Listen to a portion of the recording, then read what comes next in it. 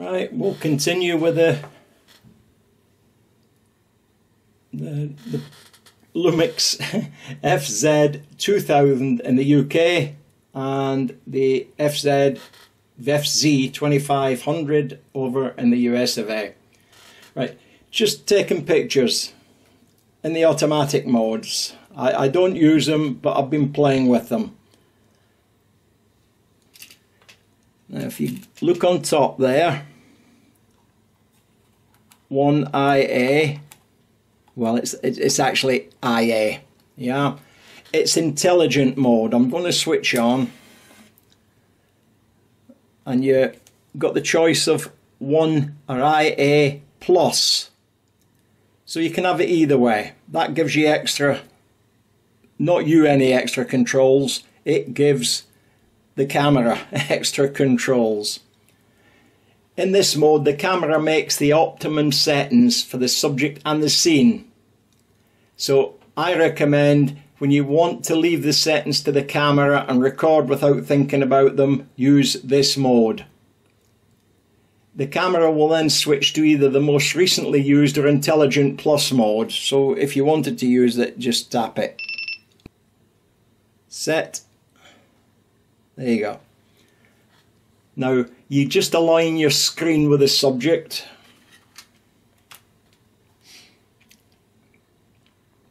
When the camera identifies the optimum scene, the icon of the scene concerned is displayed in blue for 2 seconds. And that's it, you take your photo. It really is as simple as that in this mode. When the camera detects the scenes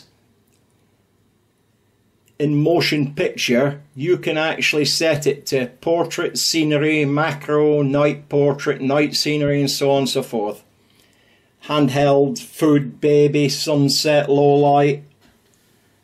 There's loads of different settings. You can just please yourself. You can switch between the Intelligent Auto Plus mode and just the Intelligent mode. You can switch from one to the other. You can set the color tone, defocus control, setting the brightness, and menus. But it depends which one you're in. The auto setting likes to do it all. When the flash is open, the camera automatically sets IA or IA plus, which is auto red eye reduction. Open the flash when it's to be used. That's the little switch there, and the flash pops up. The shutter speed will then be slower, and so on. If a tripod's used, for instance, and the camera is judged that the camera shake is minimal when the scene detection has been identified, the shutter speed will then go slower than normal. It's that clever. It even knows when you've got the shakes or not. How about that?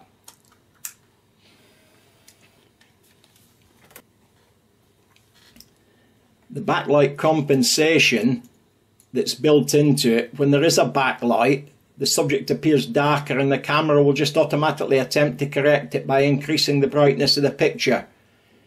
That can lead to problems in itself, but then all digital cameras do this, but the backlight compensation just makes a slight allowance rather than letting it burn out or anything like that. When you're recording nighttime scenes, when nighttime is detected and when you've told it, when taking handheld night shots, pictures of the night scenery will be taken at a high burst speed and then composed into a single picture. This mode's useful if you want to take stunning nighttime shots with minimum jitter and noise without using the tripod. I'm a tripod man, sorry. But it does work. I did try it. It's not available. Handheld night shot doesn't work when the recording's in burst mode. Show you there, burst mode. When recording 4K photos, when recording with post focus, when using time lapse, when using the stop motion animation, and when recording in the bracket function, or if the quality is set to raw plus fine, raw plus not so fine, or raw on its own. So you have to remember it's not going to work in any of those settings, which could cause you a little bit of a problem if you forgot. Right, combining pictures. When there is, for example, a strong contrast between the background and the subject, multiple still pictures are recorded with different exposures and then they're combined to create the finished article. Yeah, it's pretty clever.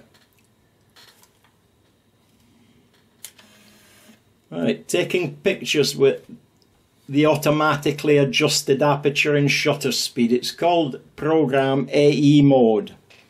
Next one round. P. There you go. It's saying AF mode because it's seeing my mouse there. That's all it is. So now in P, the camera just sets the shutter speed and the aperture value according to the brightness of the subject. You can take pictures with a lot greater freedom by changing various settings in the recording mode. So once you've set the dial to P, press the shutter button halfway and that displays the aperture value and shutter speed. There, you heard it beep and there it is there. F4, it's 1600. If the exposure is not adequate, then the shutter button is, when the shutter button's pressed halfway, the aperture value and shutter speed turn red and blink. Program shifting. In program AE mode, you can change the preset aperture value and the shutter speed without changing the exposure. This is called shutter shift. No, it's not. It's called program shift. So press the shutter halfway and you get the readings at the bottom. Now there's the program shifting. You can see it along the bottom. And I'm using the back dial for that. It wouldn't matter if I used the front dial.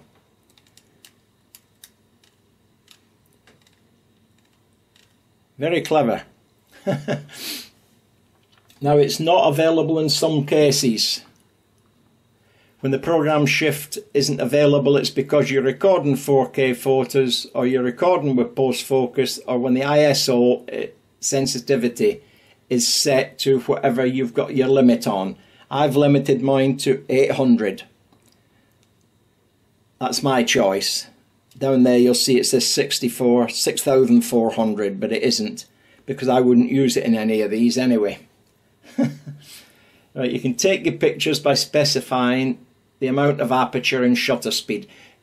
This is just straightforward balance. If an aperture value is small, it becomes easier to defocus the background, and if it's large, it becomes easier to maintain focus as far as the background goes.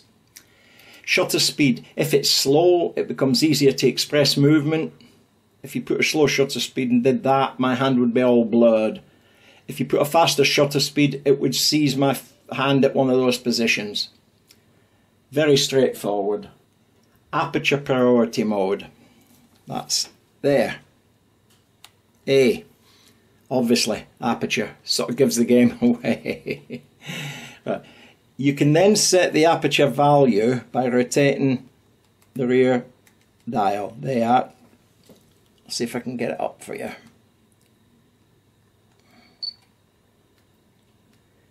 F2.8, you can see it going along, F4, F5.6, and the shutter speed is moving with it.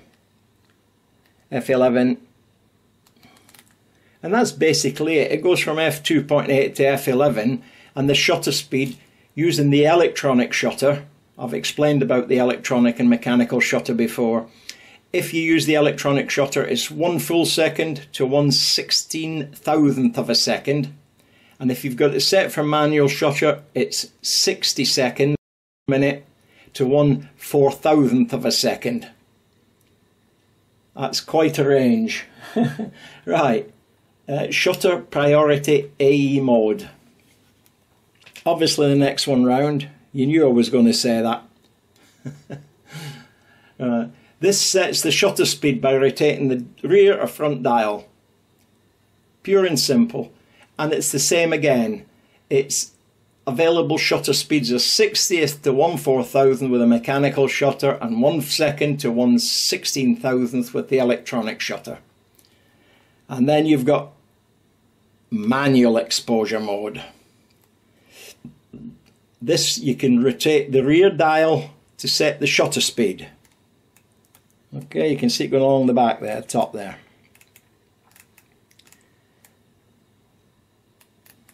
There's your shutter speeds moving along.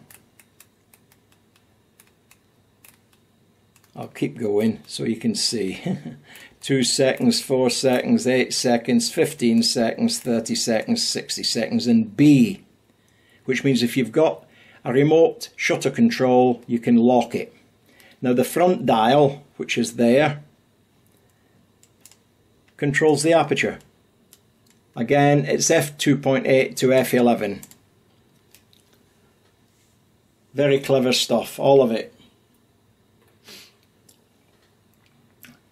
The bulb is interesting. You can buy a shutter release for about £6, manual or radio operated one for about 20. That's about 10 bucks or 30 bucks, 25 bucks I think. ISO, well, you either like it or you love it. I use the minimum I can possibly get away with. Just that's it, the minimum. If I can get away with 80, I'll use it. 125, I'll use it. If I need 400, I'll use it. If I need 800, and I've got no artificial light to help me, then I'll use it. But I would sooner use slower shutter speeds and stick it on the tripod and be patient. Not everybody wants to do that. But if you set the shutter speed to B, the shutter stays open while the shutter button's pressed. That's up to an approximately 120 seconds. The shutter closes if you release the button. They're talking about this one on here. If you use the electric one, you're a lot better off. Even if it's just the one with the cord. It won't touch your camera if you've got another control in your hand. Now you can confirm the effects of aperture and shutter speed in the preview mode, and that's applicable in IA, IA+, P for program, A for aperture, S for shutter, and manual, and in a lot of the little programs that are attached to it. The effect of the aperture and the shutter speed can be checked using the preview mode. This confirms the effect of the aperture. You can check your depth of field. It confirms the effect of the shutter speed. Movement can be confirmed. To set the function button, you have to go to page 55 of the manual. It really is that easy. And you then switch using that button there, FN6, between preview and non-preview. Though why you would want to be non-preview, I don't know. You don't say that much battery power. But that effect between different effect preview scenes. Every time you press it, the screen switches.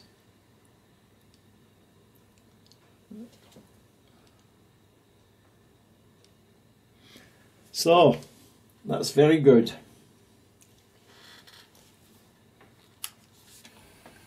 Taking panorama pictures.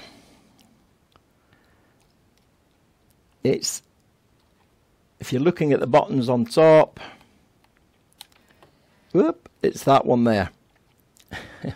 And it says on it what you're doing. And you'll see, I hope, a little arrow over there. It's pointing up and down the way. That's because I take mine that way. And it says the arrow, you have to go that way while you're taking a panoramic shot. You set the dial to that setting on top, and then the screen will ask you to check the recording direction is displayed. Well, mine is, and that's the way I want to do it. You press the button halfway to focus, and then press it fully while you move, like that.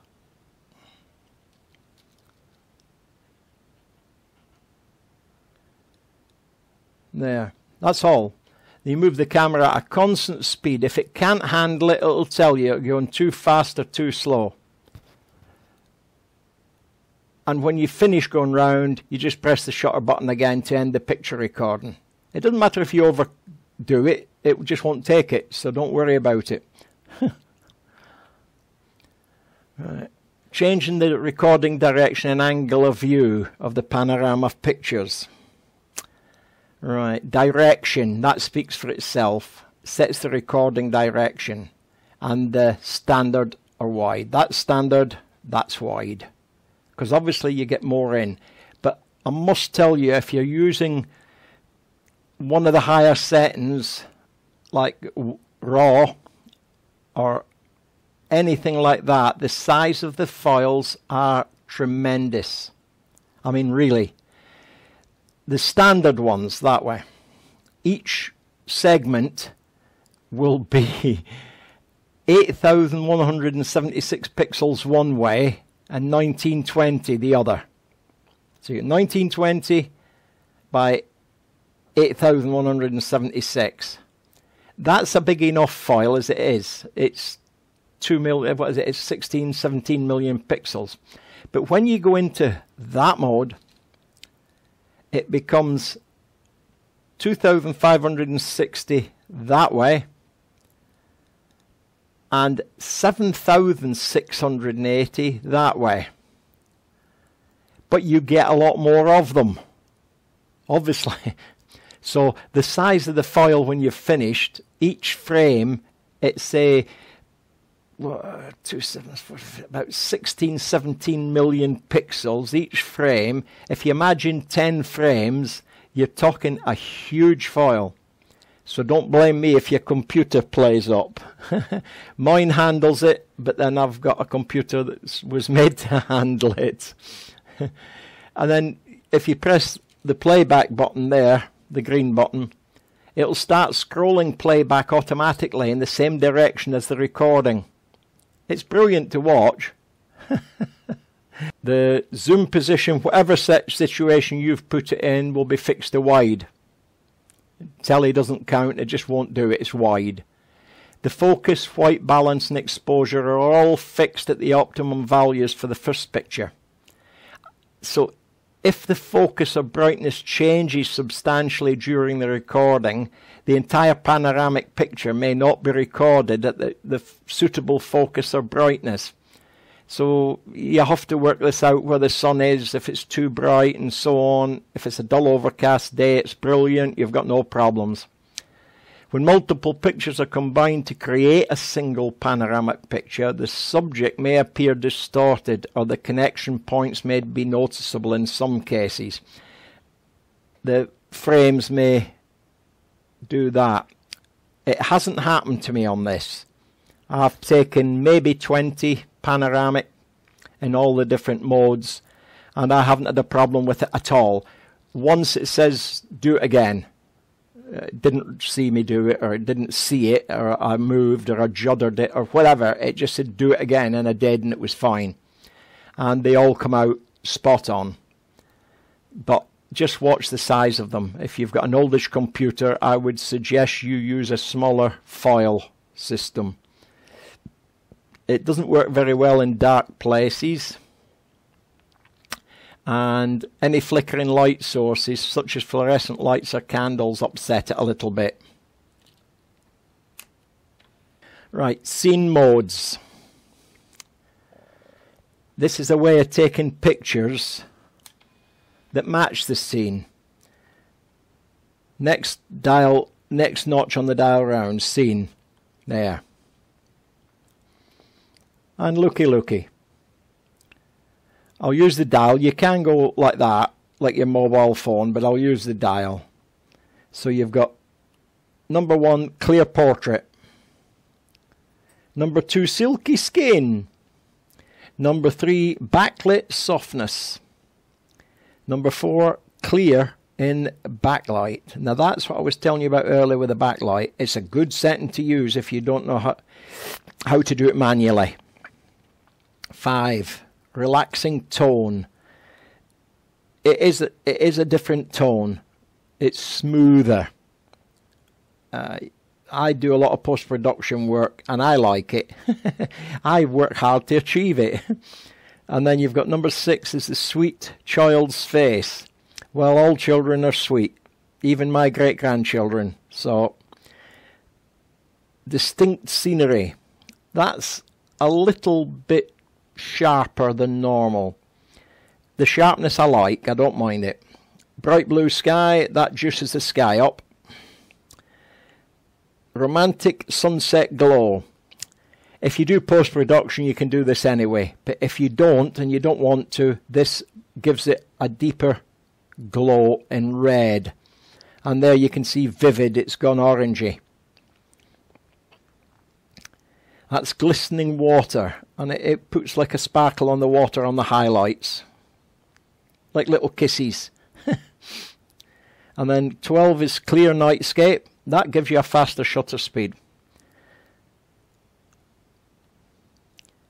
Cool night sky, faster shutter speed again, but not as fast as a fast shutter speed. I would put it on a tripod. I wouldn't even attempt to handhold these. Warm, glowing nightscape. Yep, and a lot of reflection in the water. I like doing them. It's called artistic nightscape. I just set my camera on B over the motorway on a bridge and leave it to it for about 5 minutes now, about 30 seconds, and you get the red streaks heading away from you, the white streaks heading towards you. Glittering illuminations, there's those kisses again, but the bigger ones.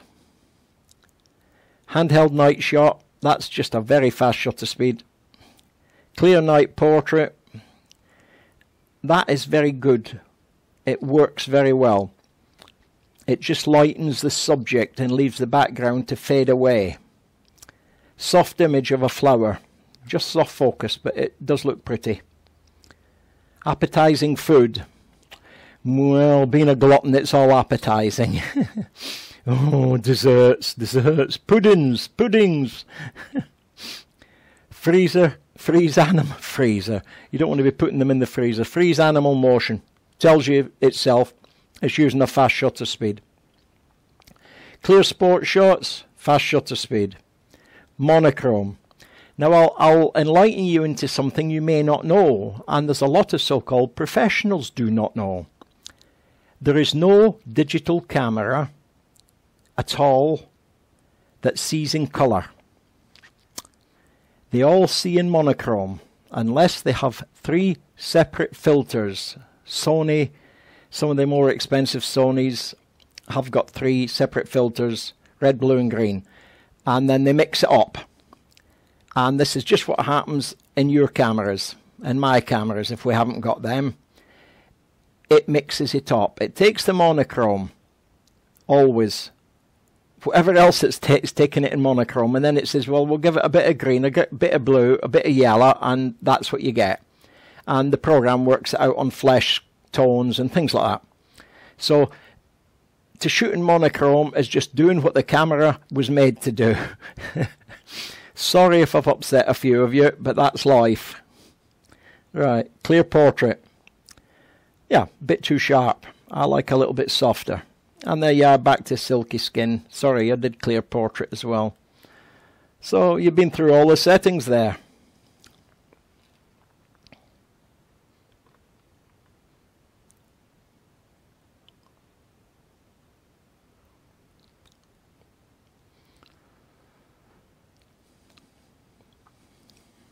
Next setting is that one there, the artist's easel. I call it the arty-farty mode, and there it is there. All the different settings you can get. Right, we'll start on that one. It's called expressive. This effect emphasizes the color to make a pop at picture. So you just have one color showing through basically. And as you can see, there's an old days setting, back up one, and you can see it gives you a faded image. I get enough of them faded images. This effect adds a bright, airy and soft feel to the overall image. This adds a dark and relaxing feel to the overall image and enhances bright parts. And this effect creates a sepia image, like Grandad used to take. Monochrome creates a black and white picture. Well, that's true enough for monochrome. Dynamic monochrome, I do like this one. The effect gives a higher contrast to create an impressive black and white picture. And then this is called rough monochrome. I can do a few of them as well. This effect creates a black and white picture with granular noise. And then you've got silky monochrome. You can see right there on the effect blurs the overall image. I can get it blurred anyway. This effect gives you the photo of a dramatic contrasty look. High dynamic HD. We go on about HDR, high dynamic range and so on, but unfortunately the photos you print out are not HDR, they're low dynamic range. This is the nature of the beast. But we like to give it nice names. That's cross-processing. Never done it, don't want to know. Yeah.